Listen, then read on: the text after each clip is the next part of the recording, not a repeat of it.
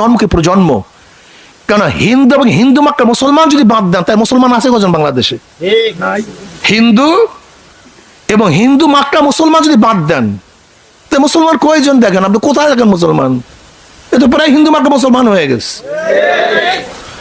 আমি মনে করি শুধু চেয়ারম্যানের দিকে চক্ষু নিক্ষেপ করলে হবে না।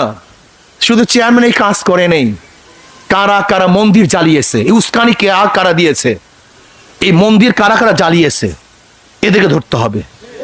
কারা অংশগ্রহণ করেছে তাদেরকে ধরতে হবে।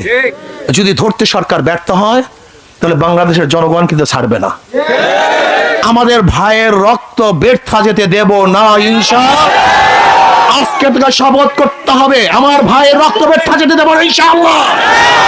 বাংলাদেশের জমিনে হত্যাকারীদের বিচার হবে ইনশাআল্লাহ, বিচার করতে হবে ইনশাআল্লাহ।